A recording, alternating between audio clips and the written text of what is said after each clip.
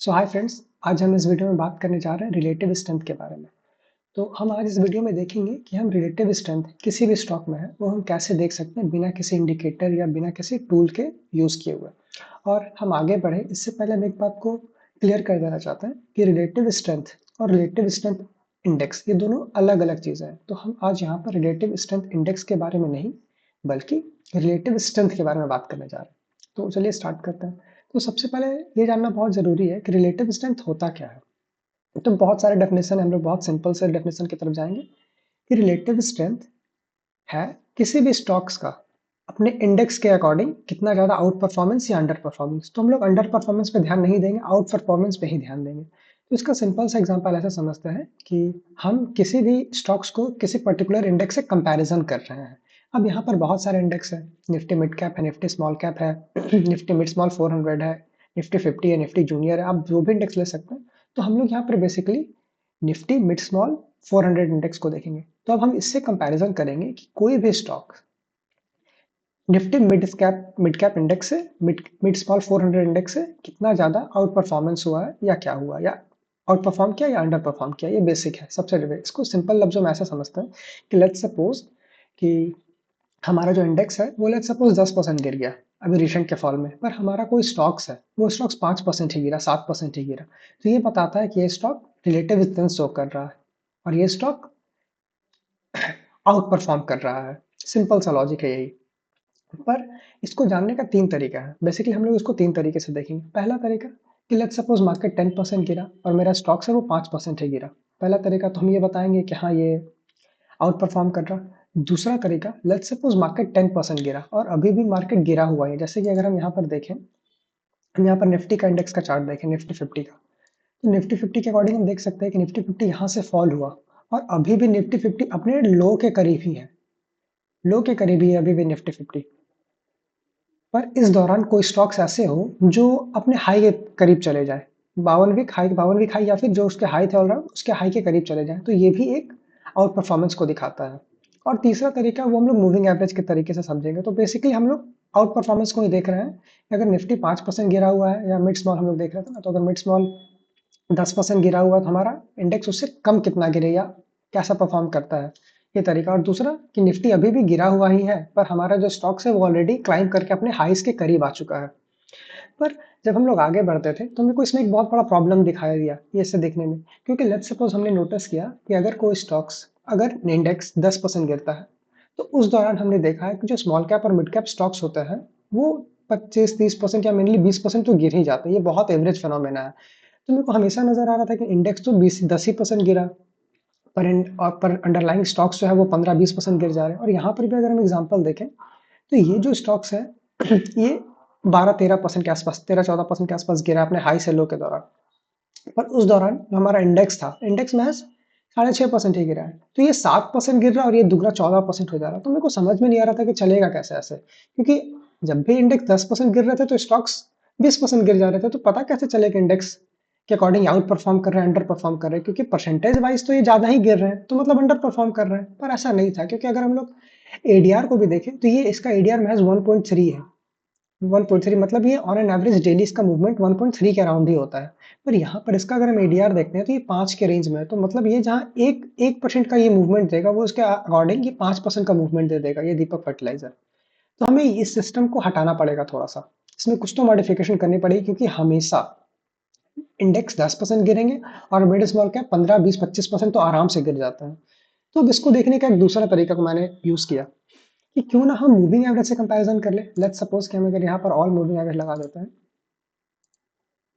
यहाँ पर हम ऑल मूविंग एवरेज लगा दी और इस केसेस में भी मैंने ऑल मूविंग एवरेज लगा दिया सारे। अब यहाँ कौन कौन से मूविंग एवरेज है? 200 है, 50 है, 20 है। 200 का सच कुछ यूज नहीं है, सिर्फ हम 50 और 20 से ही देखेंगे। तो अब अगर हम इस स्टॉक को देखते हैं, इसको एक बार हम बड़ा कर लेते हैं। कहाँ से होता है बड़ा?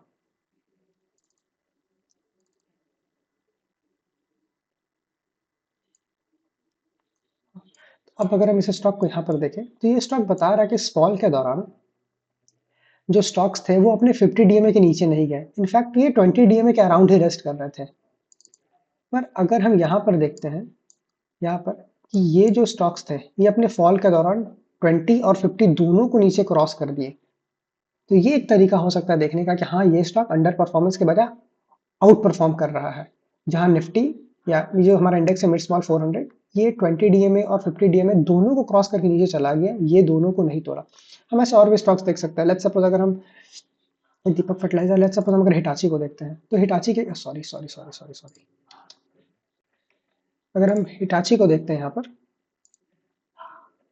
ये हिटाची का स्टॉक्स था। तो इस स्टॉक्स में भी हमको देखने को मिलता है कि इस डाउनवर्ड मूव के दौरान इंडेक्स जो था 50 डीएमए को क्रॉस कर दिया था, इसके नीचे चला गया था, पर हमारा जो हिटाची पाइप्स थे, ये स्टॉक्स ये अभी भी 50 डीएमए को रिस्पेक्ट कर रहा था और इसके ऊपर था, तो ये भी एक आउट परफॉर्मेंस का शो है। तो ये ऐसे देखना ज्यादा आसान रहेगा, क्योंकि ये मूविंग एवरेज हमें एडीआर को इंक्लूड कर लेता है कि स्टॉक्स ज्यादा गिर रहे कैसे गिरे, क्योंकि पहले वाले केस में बहुत प्रॉब्लम हो रहा था। जब भी मैं ऐसे देख रहा था तो ये ऑलरेडी गिर जाते थे 10% और स्टॉक्स मेरे को 20% गिर जाते थे, तो मेरे को हमेशा लगता था कि स्टॉक्स तो अंडर परफॉर्म ही कर रहे हैं, पर ऐसा नहीं था। अब हम लोग इसको और करीब से अगर देखें, तो हमें अब देखने का तरीका हो जाएगा कि अब हम लोग वन बाय वन ऐसे स्टॉक्स को बार बार जाके देख तो नहीं सकते हैं। लेट्स सपोज अगर हम ईकेसी को देखें, तो ईकेसी ऐसा स्टॉक्स था जो कि इस डाउनवर्ड मूव के दौरान गिरा ही नहीं। निफ्टी यहाँ से यहाँ तक गिरता है और ये 6% के अराउंड गिरता है, 24 सितंबर से यहाँ तक 6% के अराउंड। यहाँ अगर हम 24 सितंबर देखें, 24 सितंबर यहाँ, 24 सितंबर यहाँ, तो ये ऊपर ही जा रहा था 24 सितंबर के अराउंड। अगर यहाँ से हम देखते हैं तो ये ऊपर ही जा रहा था, ये नीचे नहीं गया। जहाँ इस दौरान जहाँ निफ्टी नीचे गिरा, ये ऊपर ही गया। केईसी ही नहीं, अगर हम इसको भी देखते हैं, अजंता फार्मा को भी देखते हैं, अजंता फार्मा भी 24 के दौरान ऊपर ही गया। 24 से जहां निफ्टी गिर रहे थे या मिड कैप इंडेक्स गिर रहे थे, ये ऊपर की तरफ ही जा रहा था। तो ये दोनों स्टॉक्स हमें आउट परफॉर्मेंस शो कर रहे थे, ये भी और अजंता फार्मा भी। अगर हम देख सकते हैं यहाँ से ये ऊपर जा रहा था, ये फॉल में पार्टिसिपेट किया ही नहीं ये दोनों स्टॉक्स, तो ये एक आउट परफॉर्मेंस का निशानी ऐसे हम देख सकते हैं। तो हम लोग ऐसे वन बाय वन जाकर के देखना थोड़ा सा टीडियस लगता है कि वन बाय वन कैसे देखें। इसको भी देखते हैं अगर, ये भी, पर ये स्टॉक तो थोड़ा सा डाउन ट्रेंड में, ये SH2 का स्टॉक, इसको हटाते हैं। कैपेसिटी को देखते हैं, तो कैपेसिटी भी देखिए, ये भी फॉल, तो अगर हम इसका भी कंपैरिजन करें हाई से लो का, तो इसने भी अराउंड दुगना ही फॉल दिया है। जहां ये 6%, 6.5% गिरा था, ये भी 13% के आसपास, 14% के आसपास, और दुगना ही गिरा है।